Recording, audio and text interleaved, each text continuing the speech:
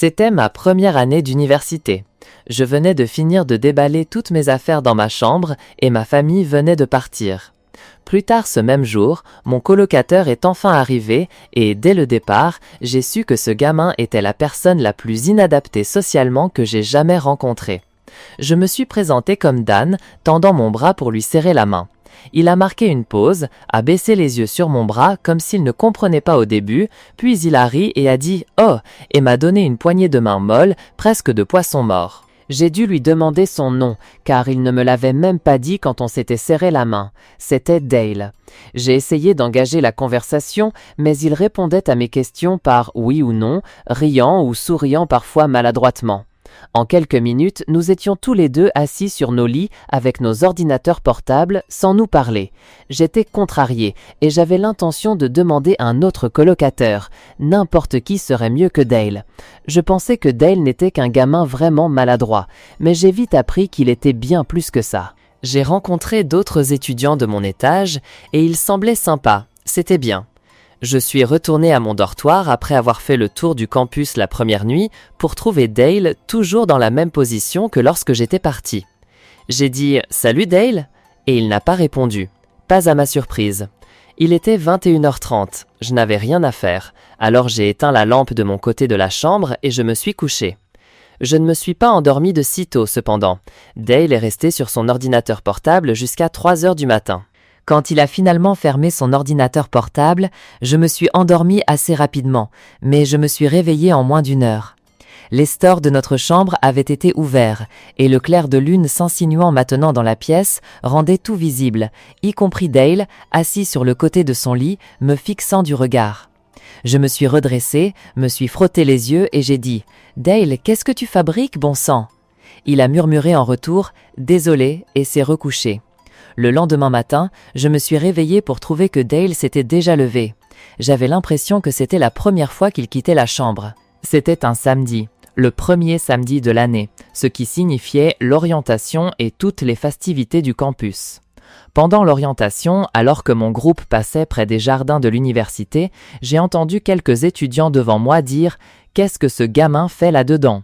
J'ai vu de qui il parlait. C'était Dale, littéralement assis dans la terre derrière un buisson, frottant l'écorce d'un arbre avec sa main. La responsable de l'orientation ne l'a pas remarqué, sinon je suis sûr qu'elle aurait dit quelque chose. J'ai juste passé mon chemin, sans rien dire, finissant par dire aux deux enfants que j'avais entendus que c'était mon colocataire pour engager la conversation et peut-être me faire des amis. Ils ont eu l'air désolés pour moi. Aucun de nous ne savait vraiment s'il était approprié de rire ou non, mais nous l'avons fait. Je me suis lié d'amitié avec ces deux enfants et nous avons prévu de nous revoir cette nuit-là. J'ai aussi appris en rentrant à mon dortoir que l'université m'avait trouvé un autre colocataire. Les choses semblaient s'améliorer rapidement. J'ai quitté la chambre cette nuit-là pour aller retrouver les deux enfants que j'avais rencontrés. Et quand je suis revenu, Dale était assis sur la chaise de bureau, faisant face à la porte. J'ai dit « Oh, salut, ça va ?» Il a dit « Rien » d'un ton très neutre. Je me suis assis sur mon lit et j'ai ouvert mon ordinateur portable, réalisant que j'avais oublié de le verrouiller. J'ai aussi réalisé que tous mes emails avaient été ouverts, des emails que j'étais sûr de n'avoir même pas lus, et plusieurs de mes dossiers avaient été ouverts. Dale avait dû fouiller mon ordinateur portable. Quand je lui ai demandé s'il l'avait fait, il a répondu non, très fort, une demi-seconde après que j'ai même fini ma question. Je pouvais le lire comme un livre ouvert. Ce gamin effrayant était littéralement en train de fouiller mon ordinateur quand j'étais dehors. Je savais qu'il l'avait fait, mais je n'ai pas insisté. J'étais prêt à me coucher, alors en allant dans mon lit chercher mon pyjama, j'ai eu l'impression que mes vêtements avaient aussi été déplacés. Je savais que je serais parti d'ici pour demain dès demain, alors je n'ai rien dit. Je me suis réveillé au milieu de la nuit au bruit d'une fermeture éclair. Je me suis redressé et j'ai vu Dale par terre fouillant dans mon sac. J'ai allumé la lampe, cette fois-ci le confrontant à ce sujet. Il a fait semblant de ne pas comprendre, disant « Je crois que vous avez ma brosse à dents par erreur ». C'était la chose la plus proche d'une preuve d'intelligence qu'il ait montrée jusqu'à ce moment-là. Pourtant, je savais qu'il mentait, et je savais que quelque chose n'allait pas chez lui, alors je ne pouvais pas me battre avec lui. Le lendemain, j'ai rencontré mon nouveau colocataire dans le même bâtiment et tout s'est bien passé. Dimanche soir, après avoir eu une conversation décente avec mon colocataire, qui n'était pas un grand bavard mais était infiniment meilleur que Dale, nous avons tous les deux éteint nos lumières et sommes allés nous coucher. Pour la 3e nuit consécutive, je me suis réveillé à une heure étrange de la nuit à cause d'un bruit bizarre. C'était un étrange bruit de clic. Ce n'était pas constant, mais je l'entendais au moins 2 fois toutes les 30 secondes.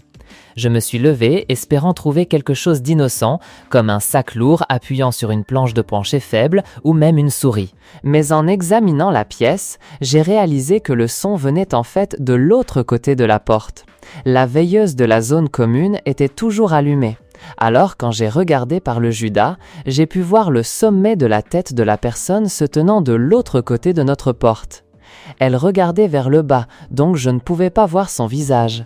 Mais maintenant que je faisais attention, j'ai réalisé que les petits clics venaient en fait de la poignée de la porte. J'étais sûr que la personne essayait de déverrouiller la porte. J'ai composé le numéro de la police du campus et ils sont arrivés en moins de 5 minutes dans la salle commune. Et ce n'est qu'alors que je me suis senti en sécurité pour ouvrir la porte. J'ai trouvé les officiers ayant Dale menotté. J'avais le pressentiment que c'était lui.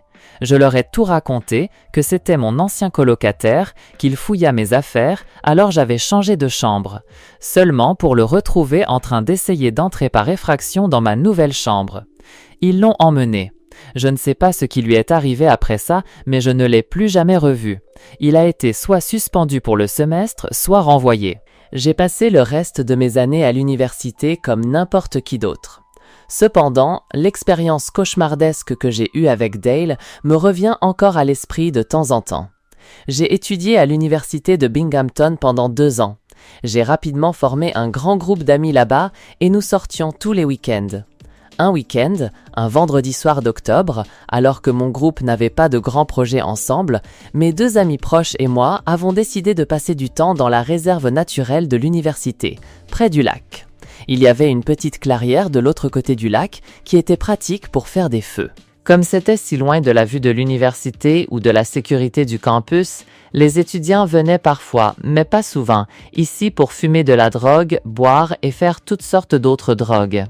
C'était un endroit relativement inconnu sur le campus pour la plupart et nous aimions ça. Ce soir-là, nous avons juste apporté plein de bière, allumé un feu et on a traîné, ayant ce que nous appelions à l'époque une discussion entre potes. À mesure que la nuit avançait, le temps semblait passer plus vite à mesure que l'alcool faisait son effet. Finalement, nous en sommes arrivés au point où nous rions tous si fort que l'un de mes 2 amis était par terre, se roulant dans les feuilles. C'est à ce moment-là que mon autre ami a arrêté de rire et a dit « Chut !» Nous nous sommes tous redressés et avons écouté, et nous avons entendu le bruit de feuilles et de branches qui craquent au loin. Nous avons jeté nos bouteilles dans le lac, car nous avions tous moins de 21 ans, et il n'était pas rare que la police du campus vienne dans les bois le week-end pour attraper des jeunes faisant de la drogue. Nous avons mis le reste des bières dans un sac à dos. J'étais modérément ivre, donc ma paranoïa était plus élevée que d'habitude. C'était probablement le cas pour nous tous. Le feu nous exposait à quiconque traversait les bois, mais le fait est que cet endroit était si inconnu et si loin du campus qu'il était rare de trouver quelqu'un d'autre aussi profondément dans les bois. On aurait dit qu'il n'y avait qu'une seule personne au loin. Le bruit d'une branche d'arbre qui se cassait non loin de nous a tous terrifiés. Aucun de nous n'était vraiment du genre à affronter les choses dans notre groupe. Il nous manquait cette personne qui aurait eu la confiance de se lever et de crier à quiconque était là-bas. Au lieu de cela, nous sommes restés assis en silence, nous intimant le silence les uns aux autres. Nous avons entendu ce qui semblait être quelqu'un ou quelque chose nous encerclait, ou du moins marchait en forme de C autour de notre petit campement. C'était littéralement comme si nous étions dans le film Le Projet Blair Witch, car ces sons dans le proche lointain, comme des branches d'arbres qui craquent et des feuilles qui crépitent sur le sol, continuaient de résonner jusqu'à notre campement. Nous en avons ri au début, mais je suis personnellement vite devenu terrifié par qui ou ce que cela pouvait être. Soudain, un bruit sourd énorme nous a fait sursauter tous les 3. Au début, je n'ai pas compris, même si j'ai vu ce qui avait causé le son. Il m'a fallu quelques secondes pour digérer le fait qu'une branche avait été jetée au centre de notre petit campement. L'un de mes deux amis s'est mis à courir, tandis que mon autre ami et moi sommes restés assis, nous regardant, à moitié rieurs, à moitié inquiets. J'ai attrapé le sac à dos, aidé mon ami à se relever et nous avons filé à toute vitesse vers notre dortoir. Quand nous sommes arrivés sur la route, qui séparait la réserve naturelle de notre dortoir, nous nous sommes arrêtés pour reprendre notre souffle. Mais celui ou celle qui était là-bas s'est avéré nous suivre quand nous avons entendu des pas se rapprocher de la route. Nous avons continué à courir vers le dortoir et quand nous sommes arrivés à notre étage, nous avons trouvé notre autre ami déjà dans sa chambre. Nous avons regardé par la fenêtre de sa chambre vers les bois. Il y avait quelqu'un qui faisait les 100 pas près des bois. Et chaque fois qu'une voiture passait, il rentrait dans les bois. Finalement, qui que ce fût, il est retourné dans les bois pour de bon, pour ne plus jamais être revu par nous. Nous avons continué à boire dans la chambre du dortoir et en 10 minutes, nous en rions tous. Ce n'est que le lendemain matin que nous avons tous réalisé à quel point cette expérience avait été terrifiante. Nous ne sommes plus jamais vraiment retournés dans les bois après la tombée de la nuit après ça. Cela se passe pendant la première semaine d'école, ma première année à l'université de l'Iowa. Je commençais tout juste à me sentir à l'aise avec mon colocataire. Il était décidé à l'idée de joindre une fraternité et la semaine des fraternités commençait la semaine suivante, mais les fêtes commençaient le jeudi de la première semaine. Mon colocataire ne voulait pas y aller seul, car il serait plus difficile de rencontrer des gens de cette façon. Alors il voulait que j'y aille avec lui. J'ai accepté avec plaisir.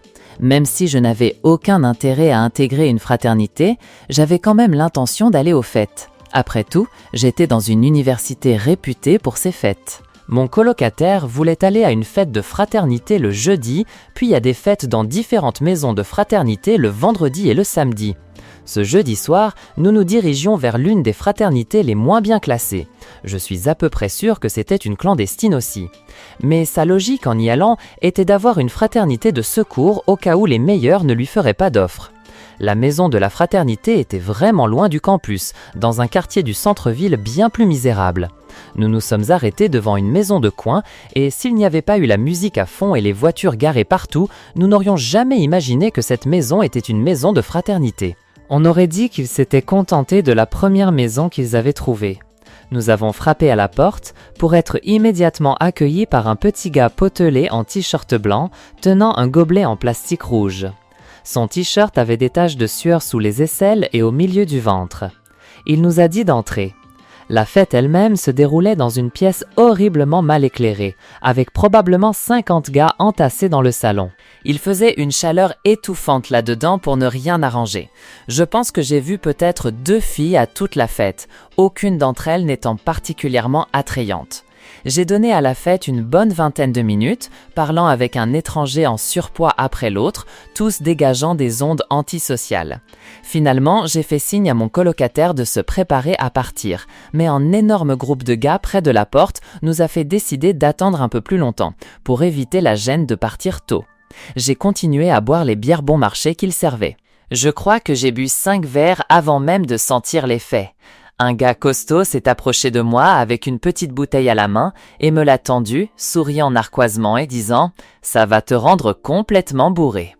J'ai ri de manière forcée et les remercié, m'attendant à ce qu'il parte, mais il s'est contenté de me regarder comme s'il attendait que je le boive.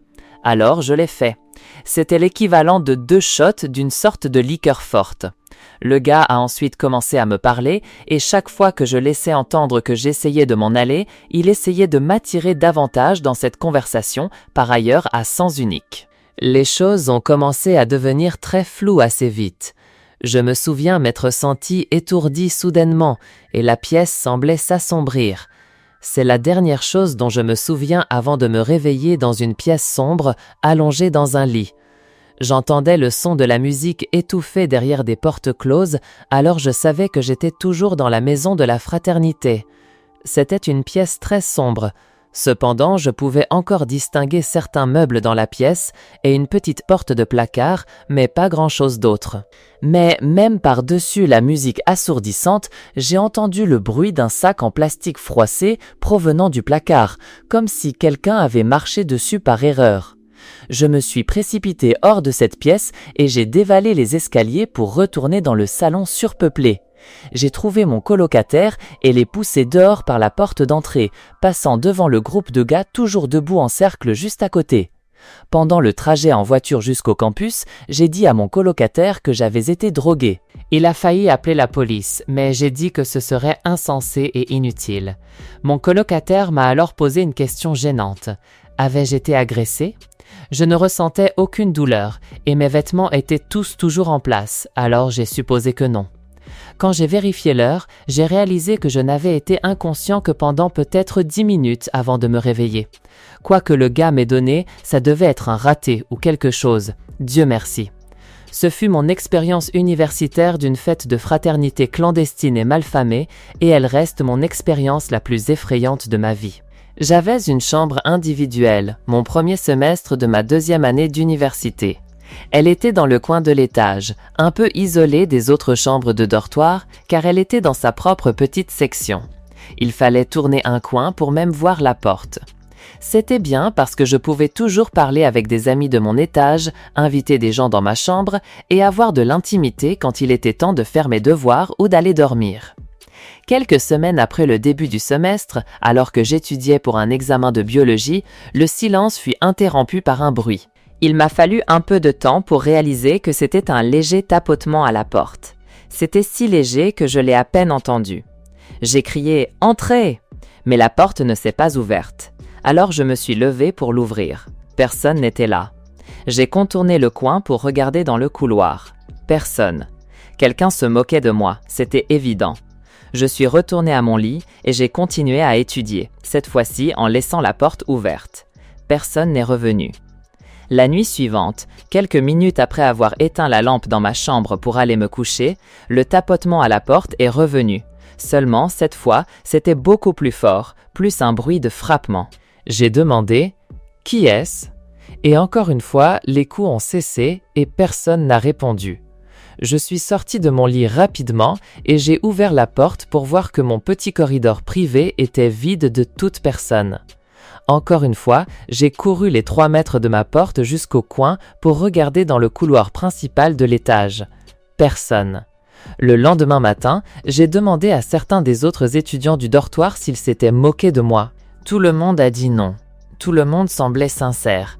La nuit suivante, je me suis réveillé après avoir dormi 3 heures. Quelqu'un frappait à ma porte de nouveau, cette fois plus fort que jamais. J'ai eu du mal à décider d'ouvrir la porte ou non cette fois. Avec un accès de courage, j'ai sauté du lit et j'ai ouvert la porte. Personne n'était là comme je m'y attendais, mais cette fois j'ai sprinté à toute vitesse dans le petit couloir isolant ma chambre. Et quand j'ai tourné le coin, j'ai vu le dos de quelqu'un disparaissant derrière le coin lointain de l'autre côté du couloir. J'ai couru aussi vite que possible dans le couloir, et quand j'ai tourné dans le couloir suivant où j'avais vu la personne quelques secondes plus tôt, j'ai vu une porte au bout du couloir se fermer. Ce n'était pas une chambre de dortoir, c'était une salle de bain. La lumière était éteinte. Je l'ai allumée, m'attendant à voir quelqu'un s'y cacher, mais je n'ai vu personne. Mon premier instinct a été de vérifier les 2 cabines de toilette, qui étaient toutes 2 fermées. Je me suis mis à 4 pattes et regardé sous les 2 cabines. 2 lourdes bottes noires pouvaient être vues sous l'une des portes de cabine. J'ai pris une profonde inspiration et ai poussé la porte de la cabine. J'étais confus. Il y avait les bottes posées sur le sol, mais personne pour les porter. Et puis j'ai entendu un bruit de gloussement effrayant. Pas un rire féminin ou enfantin. C'était le genre de rire que je ne pouvais imaginer être que celui d'un vieil homme fou. Pour une raison quelconque, ma confiance avait disparu et j'étais mort de trouille. C'est pourquoi j'ai couru vers ma chambre et fermé la porte. J'ai sauté de nouveau dans mon lit et j'ai commencé à envoyer des messages à tous mes amis. Bien sûr, tout le monde dormait cependant. Les coups se sont produits une fois de plus cette nuit-là. Je l'ai ignoré. Cela a duré environ 30 secondes avant que cette personne, qui que ce fût, n'abandonne finalement. J'ai parlé à tout le monde de mon étage le lendemain. Personne d'autre n'avait entendu de coups et tout le monde a juré qu'il ne me faisait pas de blagues. Tout le monde semblait sincère. Je ne sais pas pourquoi cette personne a choisi de me harceler, ni qui elle était. À en juger par les bottes et le rire que j'ai entendu, il s'agissait d'un homme plus âgé, et cela me trouble.